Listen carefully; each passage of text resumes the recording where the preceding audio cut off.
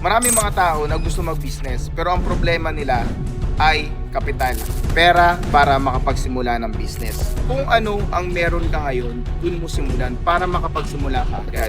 Start fast, think big. Lagi ang pagsisimula ng business ay hindi madali, pero posible.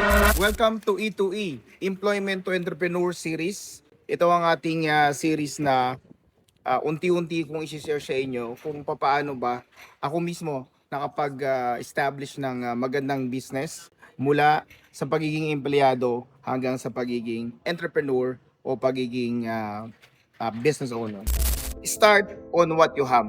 Yan ang gusto kong i-share sa inyo. Pagpatuloy mo yung panonood ng video nito hanggang sa dulo para malaman mo kung paano ba mag-start ng isang business.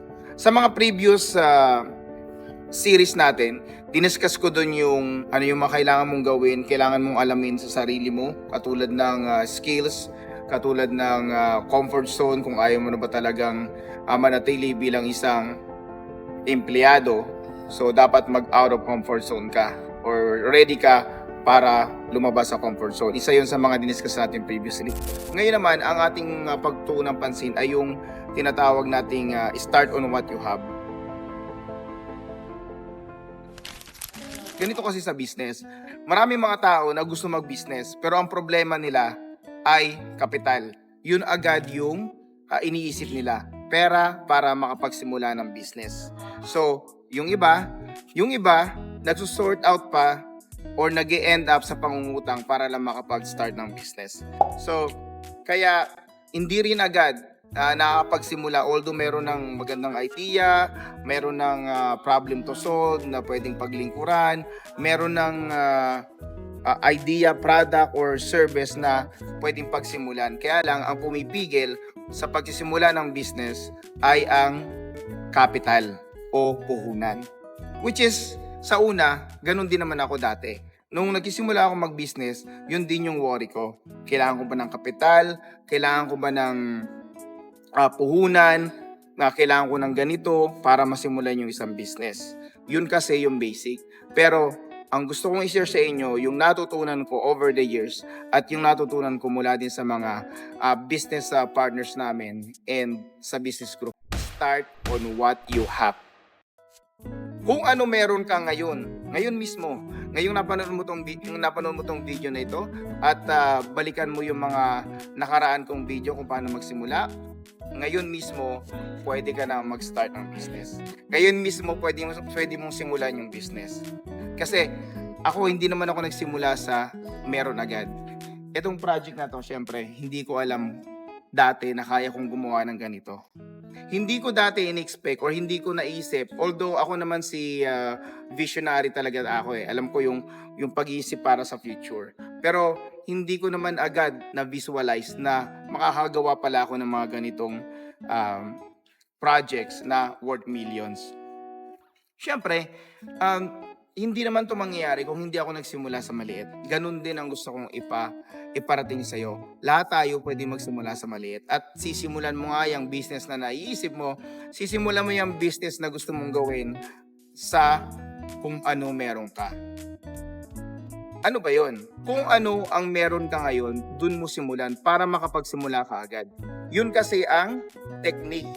Magsimula ka agad. Start fast, think big. Yun yung ideology pagdating sa business. So, halimbawa, nagkaroon ka ng business idea at napag-aralan mo na may customer at napag-aralan mo na related sa skills mo, related sa gusto mong gawin sa buhay. So, kung ano meron ka ngayon, simulan mo na. Diba? Gusto mong magtayo ng, sabihin natin, sikat, coffee shop. Diba? Milk tea, kainan. Ganoon naman tayo madalas magsimula eh. So, kung ano yung meron ka sa bahay, halimbawa, meron kang kaserola, meron kang kaldero, meron kang kawali, meron kang kung ano man na pwede mo nang gamitin, gawin mo na agad. Kahit konti lang, kahit sa tabing bahay mo lang. Meron nga akong kakilala, isa sa mga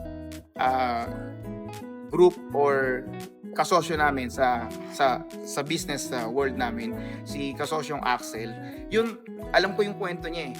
sumikat siya, na-feature siya sa iba't ibang TV stations, at ang pinagsimulan niya is yung idea ng start on what we have. Yung kanyang pansit bato sa Valenzuela, yan, nagsimula lang yan sa kawali at sa sandok na hiniram niya sa bayaw niya, if I'm not mistaken.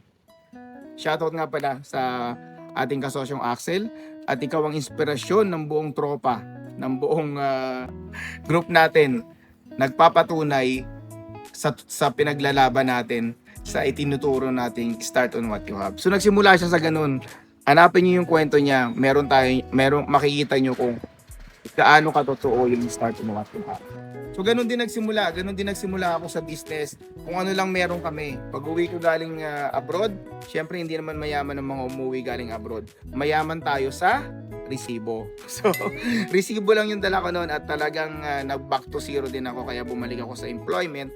At luckily, nakabalik ako dun sa company na pinagtatrabuhan ko dati bago ako nag-abroad. So I'm very thankful of that. Shoutout sa aking former employer, Teleperformance. And yun nga, kung ano yung meron kami noon, nag-start kami, nagbenta rin kami ng mango shake, lalo na nung pandemic. Nagbenta rin kami ng cupcake, si Mrs. nagbenta ng cupcake, at kung ano pa yung mga bake products. And sinimulan namin yung ganun sa kung ano meron kami. Hanggang dumating yung time na nagkaroon kami ng opportunity na magbenta ng wires. So, dun sa pagbebenta ng wires, wala rin naman kaming puhunan doon. Ang meron lang kami, ginamit namin kung ano yung meron kaming konting pera, at kung ano yung meron kami, which is yung communication skills, yung selling skills. So, ituturo ko rin sa inyo yan in the later part of the series, yung pre-sell. Paano ka makapagbenta nang wala ka pang product? Paano mo ibenta yung product na wala ka? So, magandang ano rin yan, part of our E2E, yung ating Employment to Entrepreneur series. So, dito sa Start on What You Have, kailangan mo lang simulan.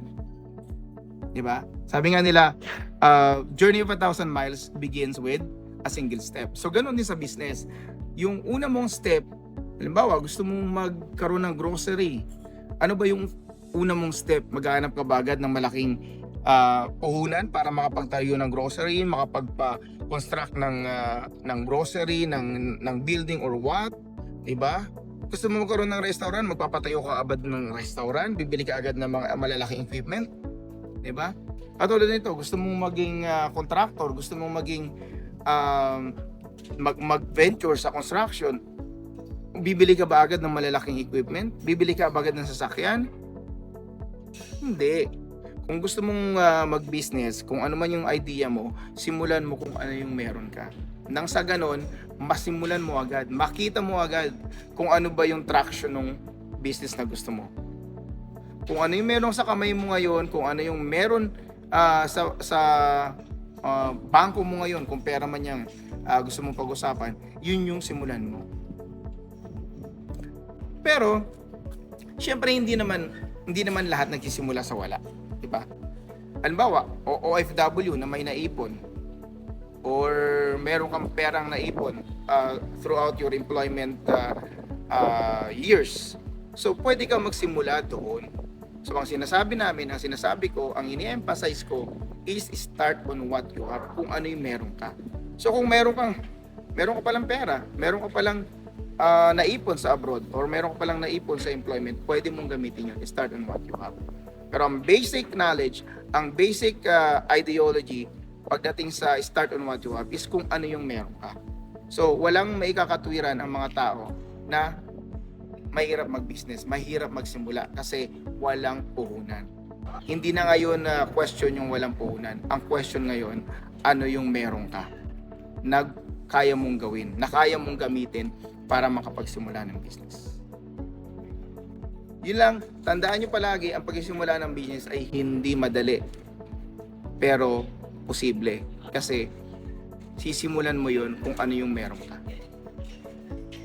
Kasama na doon yung resources, money, time, at kung ano-ano pa. Kung ano yung meron ka, lahat ng yun gamitin mo para makapagsimula ng business. business is not easy. Kaya nga hindi lahat business owner. Kaya sinasabi ko dati, business is not for everyone. But everyone has a chance to start a business. And that is to start on what you have.